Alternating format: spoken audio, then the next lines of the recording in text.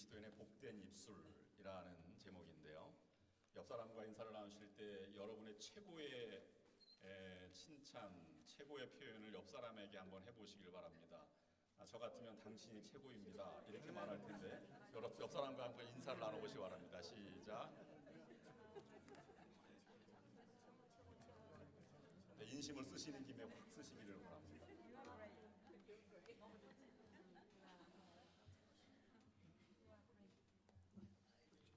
네, 저 입장으로는 우리 교우들 여러분들이 제 인생의 최고의 분들이십니다. 모두 왕자님과 공주님으로 평생 섬기며 살아가겠습니다. 우리는 삭개오 이야기를 잘 알고 있습니다. 누가복음 19장 2절의 말씀 보면 삭개오를 한마디로 표현하는 말의 표현이 이렇습니다. 삭개오라 이름하는 자가 있으되 세리장이요 또한 부자라. 그런데 이 구절 가운데에는 중요한 교훈이 하나 담겨져 있습니다. 삭개오라는 이름의 뜻이, 우리 이름도 뜻이 있듯이 이스라엘도 뜻이 있는 이름을 지었습니다. 삭개오는 순수함 또는 청결함 또는 청렴함이라는 뜻을 가진 단어입니다. 삭개오의 부모님이 너는 평생 훌륭한 사람이 되어서 청렴하게 세상을 다스리는 사람이 되어라 라는 이름으로 그렇게 지었을 것입니다. 그런데 세리장이요 부자라는 표현에는 그 당시에 로마 아래에 있던 세리들의 삶을 비추어 보건대 그렇게 살지 못했음을 우리에게 전해주고 있습니다. 그 당시에는 세리와 부자라고 하는 표현은 부정축제자를 의미하는 말이었기 때문입니다. 따라서 삭개오라 이름하는 자가 있으니 세리장이요 또한 부자라는 구절은 한마디로 삭개오라는 사람은 이름값을 하지 못한 사람이다 라는 뜻으로 성경은 강조하고 있다고 보아도 과언이 아닙니다. 삭개오는 청렴한 자가 되기를 바랬던 부모의 소원과는 정반대의 삶을 살아온 권력지향적이요 부정축제의 삶을 살아온 그러한 사람이었음을 나타내 주는 것입니다. 그런데 그러한 그가 예수 그리스도를 만남으로 해서 마침내 그의 이름값을 되찾게 되었습니다. 그것이 삭개오에 대한 누가복음 19장에 나와 있는 아름다운 이야기의 결말입니다.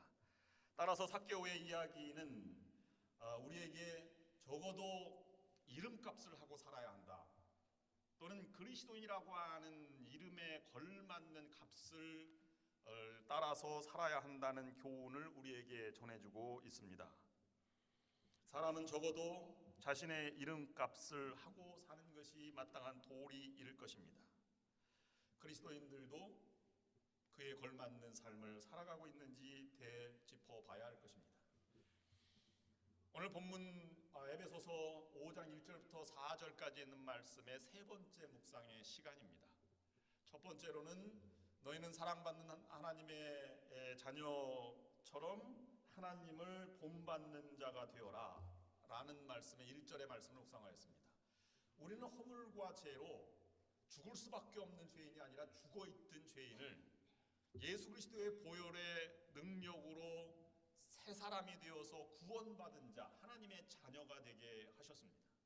그러므로 우리는 하나님을 본받을 수 없는 자가 아니라 그리스도의 은혜로 하나님을 본받을 만한 능력이 있고 자격이 있는 자라고 하는 것을 묵상하였습니다. 그 능력을 받은 우리들이 하나님의 자녀로 모인 교회가 바로 사랑으로 하나가 되는 사랑으로 하나가 되라, 거룩한 그리스도의 몸을 이루는 교회가 되어야 한다는 것을 우리가 묵상을 두 번째로 하였습니다. 오늘 본문 말씀은 그러면 거룩한 백성, 하나님의 자녀된 백성이 사랑으로 하나가 된 공동체의 모습은 어떠해야 하는가 하는 실제적인 모습을 3절과 4절 말씀에서 요약해 주고 있습니다. 음행과 온갖 더러운 것은 입 밖에도 내지 말라라고 말하면서 4절 말씀 누추함과 어리석은 말이나 희롱의 말이 마땅치 아니하니 오히려 감사하는 말을 하라. 구체적인 말은 금할 것과 할 것을 우리에게 말씀해 주고 있다고 하는 것입니다. 오늘 본문 말씀에서 사도 바울이 우리에게 가르쳐주는 가르침은 적어도 세상 사람과는 다른 삶을 살아가야 하지 않겠는가 하는 교훈의 말씀을 전해주고 있는 것입니다. 물론 세상 사람과 여러 가지 가치관 또는 우리의 삶의 태도, 우리의 목적, 우리의 삶의 여러 가지 모습들이 달라야 하지만 사도 바울은 우리에게 먼저 말의 다름을 가지고 있어야 한다는 것을 본문에서는 강조하고 있는 것입니다. 말이 달라야 한다는 것, 그것은 세상 사람의 말이 아닌 주님이 주신 우리 경건한 언어를 사용하는 것이 그리스도인들의 대표적인 모습이 되어야 한다는 것을 가르쳐 말하고 있는 것입니다. 흔히 교회에서 세상의 언어가 나온다고 하는 것을 영어로는 unspiritual term이라고 해서 경건치 않은 언어라고 해서 그것이 지속되면 종교 재판으로 가기도 하고 아니면 다른 징계도 받기도 합니다. 교회에서 해야 할 말과 하지 말아야 할 말을 2년 전에 제자훈련할 때 조사해 보았습니다. 여러분 한번 조사한 것을 들어보시기를 바랍니다. 해야 할 말 먼저 말씀드리면 이렇습니다. 사랑합니다. 축복합니다. 항상 긍정적이십니다. 당신은 꼭 필요한 사람입니다. 웃는 모습이 좋습니다. 천사의 모습을 보는 듯합니다. 섬기는 모습이 보기 좋습니다. 잘했어요. 정말 잘했어요. 마음을 편하게 해주십니다. 집사님과 대화하면 참 마음이 편합니다. 순수한 어린이 영혼을 보는 것 같습니다. 기도가 곧 응답될 것입니다. 미안합니다. 다음에 꼭 같이 하겠습니다. 제가 할게요. 힘내세요. 걱정하지 마세요. 안녕하세요. 고맙습니다. 감사합니다. 도와드릴게요. 당신이 우리 교회에 꼭 필요한 사람입니다. 밝으시네요. 정말 맛있어요. 많이 보고 싶었어요. 사랑합니다. 맞아요. 좋은 생각이에요. 2년 전에 하지 말아야 될 것 조사를 한 것 읽어드리면 귓속말, 속닥속닥. 이번엔 당신 차례야. 당신은 도저히 안 돼. 당신 때문에 교회 나오기 싫어. 사가지 없는 미친. 쟤는 왜 저래? 그만두지 못해. 입 닥쳐. 이거 누가 했어? 나이도 어린 것이 왜 저렇게 하지? 저 집사님 말씀인데요. 누가 그러는데 목사님을 위해서 그러는 말입니다. 이건 비밀이야. 너 맞아볼래? 빨리빨리. 아이 짜증나. 너 잘났다. A씨 미쳤니? 왜 그러니? 아이고 죽겠다. 요점만 말해. 저 집사님 조심해. 하나님 뜻이에요. 제가 예를 든 것뿐이지 강단에서 unspiritual term, 경건하지 않은 말을 사용한 것은 아닙니다. 용서해 주시기를 바랍니다. 무라카미 하루키라고 하는 소설가는 말하기를 해야 할 말과 하지 말아야 할 말을 식별하는 능력은 자신의 사회화에 무척 중요한 능력이 된다라고 말을 하였습니다. 오늘 그리스도인들이 말하는 사도 바울에게 전하는 것은 말하는 말의 내용을 예를 든 것처럼 말하지 않았다고 하는 사실을 우리가 다시 한번 되짚어 봐야 합니다. 그것은 말하는 태도가 달라져야 한다는 것을 우리에게 가르쳐 말하고 있습니다. 그리스도인은 사용하는 단어가 달라야 하지만 그 단어를 사용하는 마음의 상태가 더 중요하다고 우리에게 말씀해 주고 있는 것입니다.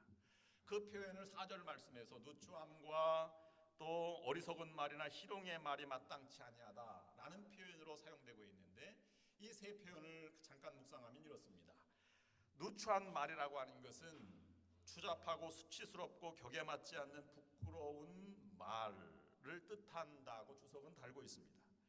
헬라어를 찾아보았는데 헬라어에는 천하고 속된 그리고 더러운 말을 가리킨다. 골로새서 3장 8절 말씀에 오직 한 곳에서 성서에 쓰인 말인데 부끄럽고 더러운 말이라는 표현을 헬라어로 쓰고 있는 말과 같은 뜻으로 쓰였습니다. 이 말은 부정적인 말 또는 음탕한 말에 해당되는 의미를 가지고 있는 것입니다. 그런데 여기서는 버릇없는 또는 경우를 벗어난 예의를 갖추지 않은 말을 의미합니다.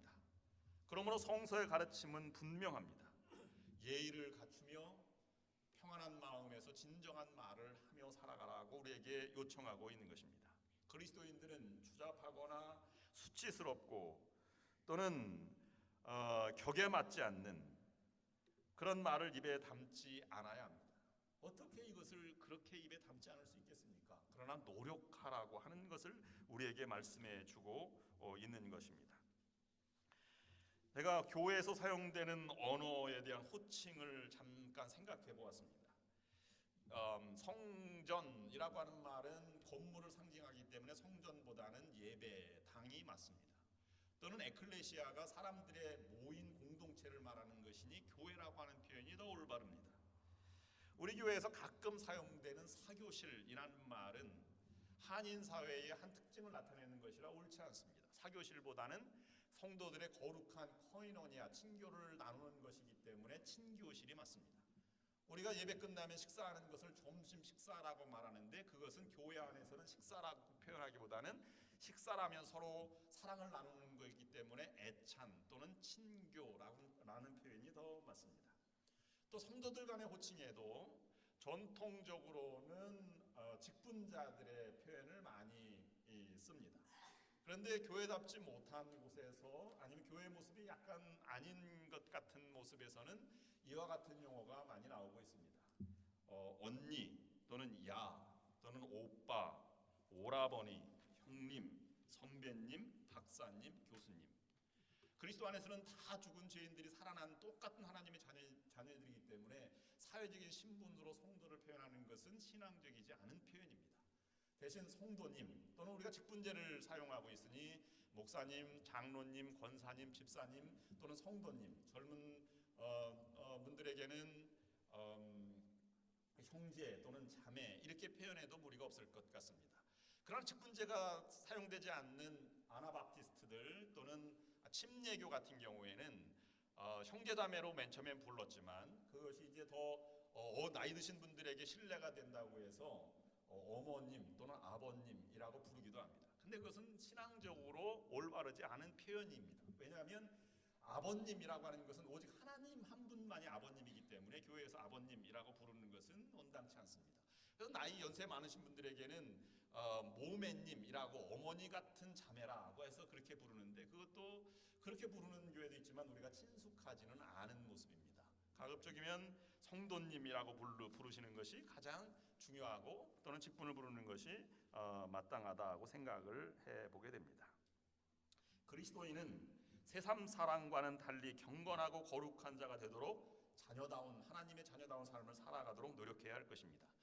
어리석은 말이라고 하는 다음 표현에는 아무런 의미 없는 말 또는 생각 없이 던지는 쓸모없는 말이나 빈말이라고 주석을 달고 있습니다. 헬라어로는 중얼거린다 또는 분별 없이 뇌까린다 또는 군소리를 한다 하는 말로 표현되고 있는 단어입니다. 말의 홍수 때문에 우리는 상처를 받고 많이 아파합니다. 의미 없는 말이나 빈 말이나 쓸데없는 말을 우리가 담아서는 다른 사람에게 상처를 입힐 뿐이라고 하는 말입니다. 그러므로 그리스도인은 경박하고 쓸모없는 말을 입에 담기보다는 경건한 말, 진실을 담는 말을 표현해야 할 것입니다. 텅 빈 존재가 되는 것이 아니라 그리스도의 성령으로 가득 찬 삶을 살아가야 한다는 것입니다. 그 다음에 실용의 말은 분명한 의미로 말하는 것이 아니라 이중적 의미로 하는 말을 가르칩니다. 이중적 의미라고 하는 것은 나는 그렇지 않은데 이렇게 표현하는 것입니다. 미운데 사랑한다고 표현하는 것과 같은 그런 것입니다. 본래 헬라어로는 재치 있는 농담이라는 뜻으로 사용된 단어입니다. 근데 여러분 농담도 지나치면 피해가 있는 것처럼 오늘 본문에서는 그것을 상스러운 농담이나 독설이라는 의미로 쓰였습니다. 이런 것들도 그리스도인들에게는 배제되어야 할 것입니다. 칼빈은 이런 말을 사용하는 것은 그리스도의 신분에 위배된다고 그렇게 칼빈 주석에서는 주석을 달고 있습니다. 그러므로 그리스도인은 선명하고 분명한 그리고 여러 말이 아닌 진실을 담은 사랑을 표현하는 말을 가지고 살아가야 할 것입니다. 오늘 본문에서는 이런 말의 변화, 태도의 변화를 위해서는 우리가 두 가지를 분명히 인식해야 한다는 것을 사도 바울이 우리에게 가르치고 있습니다. 그것을 우리가 다시 한번 묵상하면서 하나님의 은혜를 나누면 좋겠습니다. 첫 번째로는 무엇보다 말이 소중한 소중하다고 하는 인식을 같이 하는 것입니다. 말의 소중함을 깨닫지 못하면 말을 헛되게 하게 마련입니다. 그 말이 죽이기도 하고 살리기도 하는 말입니다. 상처를 주기도 하고 또 상처를 치료하기도 합니다. 한신대학교에서 유명한 노인학 또는 상담치유, 가정사역 등등을 펼치시는 정태기 교수님이라고 계신데, 그의 텔레비전도 많이 나오고 또 순회 공연도, 순회 강연도 많이 하시는데, 그분은 키가 작으십니다. 그리고 가까이서 보면 얼굴이 번데기처럼 주름이 많으시고 조그맣습니다. 그가 강의할 때마다 강조하는 얘기 있는데, 말 조심하십시오. 내가 어릴 때 고모에게 들은 말이 아직도 평생 상처가 됩니다. 그 고모에게 무슨 얘기를 들었는지를 얘기하는데 이렇게 얘기했답니다. 너는 얼굴도 못생겨서 평생 친구가 없겠다. 그래서 평생 친구가 없는 줄 알고 살아갔다는 거예요. 상처로 남은 것이지요. 한마디 말이 오랫동안 사람을 억누르게도 하고 심지어는 죽이기까도 하는 것, 우리가 많이 댓글 달기 요즘도 많이 나옵니다만, 여러분, 예수님이 치유사역에 평생 살아가셨습니다. 치유사역을 이렇게 번개를 내듯이 손에서 파워가 나간다든지 아니면 무슨 요술을 부리는 것처럼 예수님이 하시는 것이 아닙니다. 성경을 읽어보시면 예수님은 다 말로 치유하셨습니다. 내 죄사함을 받았느니라, 내 믿음대로 되지라. 가늠하다 천장에 잡힌 여인을 그가 치유한 것은 다른 능력이 아닙니다. 많은 사람들에게 죄 없는 사람이 먼저 돌로 치십시오, 양심을 건드려서 치유한 것입니다. 나도 너를 정죄하지 않겠다, 다시는 죄를 범치 말라. 말로 예수님이 치유 사역한 것입니다. 성경은 많은 곳에서 말의 중요성을 되풀이하며 강조하고 있습니다. 죽고 사는 것이 혀의 권세에 달렸나니 혀를 쓰기를 좋아하는 자는 그 열매를 먹으리라. 잠언 18장 21절 말씀입니다. 혀는 곧 불이요 불의 세계라. 혀는 우리 지체 중에서 온몸을 더럽히고 생의 밖에를 불사르나니 그 사르는 것이 지옥불에서 나느니라. 혀는 능히 길들일 사람이 없나니 쉬지 아니하는 악이여 죽이는 독이 가득한 것이라. 야고보서 3장 6절 8절 말씀입니다. 이런 말이 있습니다. 3개월 동안 사장의 욕을 하고 다니면 해고가 되고 3개월 동안 사장의 칭찬을 하면 월급이 오른답니다. 부모랑처럼 자신에게 돌아온다는 말입니다. 즉, 입에서 나간 말은 이웃에게도 영향을 끼칠 뿐만 아니라 결국 자신에게도 동일한 영향을 미치기 때문에 말은 대단히 중요하다고 하는 것입니다. 스스로 되는 세 가지, 말대로 되고 마음대로 되고 믿음대로 되는 것, 이왕 그렇게 스스로 되는 것이라면 긍정적인 말, 오히려 감사하는 말을 하라고 하는 이 사도 바울의 가르침을 깊이 묵상해야 할 것입니다. 레오나르도 다빈치가 그림을 화실에서 그리고 있을 때 아이들이 떠들었습니다. 화실 안으로도 막 들어와서 방해를 놓았습니다. 참다 레오나르도 다빈치가 큰 소리로 아이들을 꾸짖었습니다. 아이들은 무서워서 눈물을 흘렸고 다시 앉아서 그림 그리려고 할 때 마음의 평정을 찾지 못해 그림이 그려지지 않았습니다. 왜 그런가 생각하다가 아이들을 다시 불러놓고 내가 잘못했다, 용서해다오, 이렇게 한 다음에 그림을 그리기 시작했다고 하는 것입니다. 잠언 14장 3절 말씀에는 미련한 자는 교만하여 입으로 매를 자청하고 지혜로운 자의 입술은 자기를 보존하느니라. 잠언 12장 14절 말씀, 사람은 입의 열매로 인하여 복록에 족하며 그 손이 행하는 대로 자기가 받느니라. 이 말이 좀 어려워서 표준 세번역으로 다시 찾아봤습니다. 사람은 열매 맺는 말을 하여 좋은 것을 넉넉하게 얻으며 자기가 손수 일한 만큼 되돌려 받는다. 한 걸음 더 나아가서 오늘 마태복음 12장 36절 7절 말씀에는 이 말한 대로 되갚는다는 표현보다 더 하나님 심판으로 예수님이 나아가게 된다는 것을 우리에게 선언하고 있습니다. 내가 너에게 이르노니 사람이 무슨 무익한 말을 하든지 심판날에 이에 대하여 심판을 받으리니 내가 내 말로 의롭다함을 받고 내 말로 정죄함을 받으리라. 심판까지 연결된다고 하는 말에 다윗은 이렇게 고백하고 있습니다. 여호와여, 내 혀의 말을 알지 못하시는 것이 하나도 없으시니이다. 이 우리의 모든 것을 알고 계시는 하나님 앞에 우리도 심판 때까지 이어진다는 것을 다시 한번 묵상해야 할 것입니다. 말의 소중함을 잃지 않는 것이 우리가 언어의 태도를 바꾸는 중요한 길이라고 하는 것입니다. 또 한 가지, 그러면 복된 입술이 되기 위해서 우리가 무엇을 어떻게 해야 하는가를 생각해 보아야 할 것입니다. 어떻게 써야 할 것인가? 저는 세 가지로 묵상을 하였습니다. 첫 번째는 가능한 한 말을 적게 하는 것이 지혜롭겠다 하는 것입니다. 말 한마디가 복과 화를 가져다 주는 것이라면, 더욱이 말 한마디가 언제인가 하나님 앞에서 헤아림을 받게 될 것이라면, 지혜로운 자는 말을 당연히 적게 할 수밖에 없을 것입니다. 저에게 신학을 가르쳐 주신 구약신학의 감리교신학대학 교수님이셨던 구덕관 교수님이 이 목회를 나가기 전에 4학년 신학교 4학년 때 이렇게 한 말씀이 아직도 기억이 납니다. 여러분, 평생 목회할 분들입니다. 말로 가르치고 말로 설교할 분들입니다. 그런데 말하고 싶은 걸 다 말하지 마십시오. 평생 말할 것을 말하고 싶은 거 다 말하면 말할 거리가 떨어집니다. 그 말이 아직도 기억이 납니다. 우리는 실수할 수밖에 없는 존재입니다. 누구나 말에 실수가 있기 마련입니다. 그러므로 야고보서 3장 8절 말씀에 말을 다스릴 수 없고 혀는 능히 길들일 사람이 없다고 우리에게 말씀해주고 있지 않습니까? 그러므로 가능한 한 훨씬 지혜로운 삶을 살아가기 위해서는 말을 적게 하는 것이 참 평안을 누리게 될 것입니다. 얼마 전에 목사님 한 분이 말씀을 못하게 되었다는 것입니다. 이미 연로하셔서 이제 말을 못하시게 되었다. 이 분을 가까운 친구 목사님들이 위로하고 돌아오던 길에 이런 말을 나누었다는 것입니다. 그 친구는 말을 못하게 되었어도 괜찮아. 할 말을 평생 다 하고 살아온 사람이거든. 목사님처럼 말을 많이 하는 사람이 어디 있습니까? 모든 모임에서나 회의에서 항상 말을 제일 많이 말씀하셔서 많은 사람들의 빈축을 샀다고 하는 그러한 이야기입니다. 우리 모두는 이러한 소리를 들어서는 안 될 것입니다. 만약에 이 말을 못하게 되어서 이제 그 사람 말을 못하게 되었다며 그 교회 참 조용하게 되었군 이라고 말을 한다면 불행한 삶을 살아가게 될 것입니다.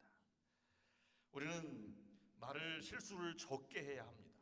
그러기 위해서 말을 적게 하는 것이 더 지혜로울 것입니다. 말하지 않아도 신뢰가 되지 않는 상황이라면, 말하지 않아도 큰 일이 일어나지 않을 상황이라면 절제하는 것이 옳을 것입니다. 설명할 때, 다른 사람에게 설명할 때 내가 충분히 설명했다고 생각이 들면 다른 사람에게는 지루하게 들렸다는 증거랍니다. 다른 사람에게 반복해서 얘기했다는 증거랍니다. 내가 설명한 것이 난 이 말을 꼭 했어야 되는데 좀 부족한데 라고 느꼈을 때가 상대방이 완벽하게 이해했을 때라고 하는 조사가 있었습니다. 여러분, 제 경우를 예를 드는 것입니다. 40세가 될 때 나타나는 현상 중에 하나는 생각한 대로 입이 따로 움직이는 경우가 있답니다. 그래서 나는 분명히 둘째 아이를 불렀는데 입에서는 첫째 아이 이름이 나온 거예요. 야, 후이나 이렇게 얘기를 자꾸 나온다는 것입니다. 그런데 그 다른 사람은 그걸 금방 알고 도돌아봐서 난 후인이가 아닌데 이렇게 해서 반응을 한다는 거죠. 근데 45살이 넘어가면 듣는 사람이 이미 알아서 듣는답니다. 내가 둘째 아이를 보고 후이나 이렇게 불러도 둘째 아이가 네 이렇게 대답을 한다는 거예요. 그럼 나이가 들었다는 증거라고 합니다. 주보를 보시고 오자를 찾아내서 지적해 주는 분은 나이가 이미 드셨다는 증거랍니다. 다른 사람이 말한 것을 지적해 주면 이제 나이가 들었다는 인내심이 부족과 평정심을 잃었다는 증거랍니다. 잠언 13장 3절 말씀에 이런 말이 있더라고요. 입을 지키는 자는 그 생명을 보존하나 입술을 크게 벌리는 자에게는 멸망이 오느니라. 잠언 10장 19절 말이 많으면 허물을 면키 어려우나 그 입술을 제어하는 자는 지혜가 있느니라. 잠언 14장 23절 말씀 모든 수고에는 이익이 있어도 입술의 말은 궁핍을 이룰 뿐이니라. 우리가 모두 절제한다고 하는 말은 이런 뜻일 것입니다. 내가 지금 이 말을 꼭 해야 하나, 또는 내가 이 말을 하지 않으면 안 되는가, 이웃이 말하도록 기회를 주면 안 되는가 등을 되돌아보아야 할 것입니다. 말을 많이 했기 때문에 후회하는 것이 많지 말을 하지 않았기 때문에 후회하는 것이 더 많지는 않다고 하는 것을 잊지 않아야 할 것입니다. 두 번째는 내가 말하는 것보다 상대방의 말을 더 많이 듣는 것, 상대방을 먼저 이해하는 것이 중요하다 하는 것입니다. 말의 태도가 그렇다는 것입니다. 말을 시작하면 끝까지 말하는 분이 있습니다. 중간에 끊을 수도 없어요. 얼마나 말할지 예측할 수가 없습니다. 그럼 그 순간은 말을 듣지만 그 다음에는 절대 그 사람 말을 듣지 않을 것입니다. 말을 꼭 해야 할 경우가 있습니다. 이웃과의 대화할 때도 답변을 피할 수 없을 때가 있습니다. 여러분, 상담과 대화는 다른 것입니다. 목회 상담이나 아니면 장로님들께 아니면 성도님들께 상담을 하면 내 아픈 심정을 상담하는 것은 많이 들어주는 것이 옳습니다. 대화한다는 것은 입장이 서로 틀리기 때문에 내가 5분을 얘기했으면 반드시 상대방 얘기도 5분을 들어주는 것이 옳은 것입니다. 그래야 균형이 맞고 서로 생각이 다르고 입장이 다르다는 것을 이해할 수 있게 되기 때문입니다. 상대방이 만약에 5분을 얘기했는데 그 다음에 반응이 옳다 그르다, 그 자기의 설명이 없다면 그것은 대화가 이루어진 것이 아닙니다. 그만큼 일방적으로 얘기하고 만 것입니다. 상대방을 말을 끝까지 듣고 난 다음에 입을 열어야 옳은 것입니다. 왜냐하면 미리 중간에 끊고 나면 그만큼 실수할 수 있기 때문입니다. 사람마다 환경마다 얼마나 다른 말이 존재하고 다른 표현과 가치관이 존재합니까? 우리 교회분들도 한국에서 고향이 다른 분들이 많이 있습니다. 경상도 사투리, 전라도 사투리, 또 함경도 사투리 등등 많이 있습니다. 예를 들면 언젠가 말씀을 드린 말씀입니다만은 빨간 벽돌집 아가씨 정말 예쁘다. 이것을 경상도 사투리로 말하면 벌건 보루꽃집 가시나 지긴다. 여기서 보루꽃, 가시나, 지긴다가 뜻이 와닿지 않으면 이해가 되지 않는 표현 아닙니까? 그 사람 성이 가시야 라는 말을 충청도 말로 얘기하면 개가 가시요? 이렇게 표현하겠지요. 전라도 말로 하면 갸가 가시란가? 이렇게 말하겠습니다. 경상도 말로 하면 가자만 5개가 되는 우스운 꼴이 됩니다. 가가 이렇게 된다는 말입니다. 가를 이해하지 못하면 정확하게 이해할 수 없는 것입니다. 시간이 조금 걸려도 그게 무슨 말을 의미하는지, 우리가 영어를 배울 때 ESL에서 많이 미국 선생님에게 듣는 얘기가 있지 않습니까? 무슨 말이냐, 그것이 어떤 의미냐 자꾸 묻지 않습니까? 우리도 그러한 물음의 모습을 간직해 나가야 할 것입니다. 내가 말이 조급한 사람을 보느냐, 그보다 미련한 자에게 오히려 희망이 있느니라. 사연을 듣기 전에 대답하는 자는 미련하여 욕을 당하느니라. 잠언 18장 13절 말씀에 이런 말씀도 있더라고요. 복된 입술의 소유자가 되려면 상대방의 말을 경청하고 사랑의 말로 들어주고 뜻을 이해하는 것입니다. 세 번째로, 마음을 먼저 바꾸어야 말이 바뀐다고 하는 사실입니다. 화장으로 얼굴을 잠시 바꿀 수 있습니다. 그러나 영원히 바꿀 수는 없습니다. 언젠가 지우게 되고 지우지 않으면 지워지기 때문입니다. 우리의 언어도 일시적으로는 사랑의 언어, 복된 언어를 사용할 수 있습니다. 그러나 마음이 바뀌지 않고는 그 언어는 일시적일 뿐입니다. 사랑하는 사람에게서 사랑의 언어가 나가고 겸손한 사람에게서 겸손한 언어가 나가게 되는 것입니다. 마음이 변해야 말이 온전하게 되는 것입니다. 예수님도 말씀하시기를 마음에 가득한 것을 입으로 말함이라. 선한 사람은 그 쌓은 선에서 선한 것을 내고 악한 사람은 그 쌓은 악에서 악한 것을 내느니라 라고 말하고 있습니다. 말 한마디로 우리가 은혜도 받고 상처도 받았습니다. 똑같이 우리의 언어로 다른 사람을 살릴 수도 있고 상처를 줄 수도 있는 것입니다. 이왕이면 복된 언어, 복된 입술을 가지고 살아가는 것이 우리의 삶의 태도가 되어야 할 것입니다. 초등학교를 막 졸업한 한 어린 학생이 자기 부모가 없기 때문에 동생들 돌봐야 하는 소년 가장이 되었습니다. 가족 모두를 책임져야 할 소년 가장이 된 것이라 얼마나 쓸쓸하고 힘들게 살아갔겠습니까? 그의 마음에는 언제나 상처가 있고 두려움이 있었습니다. 그가 워싱턴시의 의사당 앞에서 구두를 닦고 있던 어느 날 신사 한 분이 그에게 찾아와서 구두를 닦았습니다. 그 소년은 몰랐지만 그 구두를 닦는 사람은 상원 의원이었습니다. 한동안 구두 닦기 소년을 물끄러미 바라보며 보고 있던 이 신사는 소년에게 이렇게 물어보았습니다. 얘야, 너 지금 몇 살이냐? 소년이 대답했습니다. 12살입니다. 그럴 때 잠시 침묵을 가지고 있다가 이렇게 얘기했습니다. 얘야, 나도 12살 때 너처럼 구두를 닦았단다. 그리고 떠나갔습니다. 이 소년의 마음은 자기도 모르게 자기 속에 있는 존재감이 꿈틀거리기 시작했습니다. 그리고 절망의 세계, 두려움의 세계를 희망으로 바라보기 시작했습니다. 그가 현실을 극복하고 어려움을 딛고 나아가서 나중에 큰 인물이 되었습니다.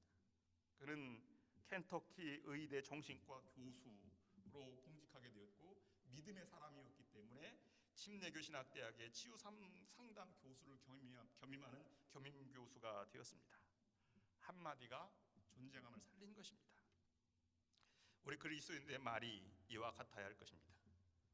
우리의 마음밭이 달라지고 말의 변호가 달라지면 복된 입술로 하나님의 풍성한 은혜의 세계를 우리의 삶에서, 우리의 가정에서, 우리 교회에서 맛보게 될 것입니다. 그런 복된 입술의 소유자가 모두 되시는 여러분들이 될 수 있기를 주님의 이름으로 축원합니다. 기도하시겠습니다. 하나님, 우리의 가진 입술을 제어하기 어렵습니다. 그러나 성령께서 우리의 마음을 다스리셔서 마음에 있는 것을 밖으로 겸손과 사랑의 언어를 가지고 살아갈 수 있도록 인도하여 주시옵소서. 가급적이면 지혜의 말을 적게 하고 또 들어주는 언어를 사용하고 또 마음을 평온케 하는 우리 믿음의 성도들이 되게 하여서 이 공동체가 하나님을 닮은 거룩한 하나의 공동체가 될 수 있도록 축복하여 주시옵소서. 예수님의 이름으로 기도드립니다. 아멘. 다 함께 찬송가 213장 응답 찬송 부르시겠습니다.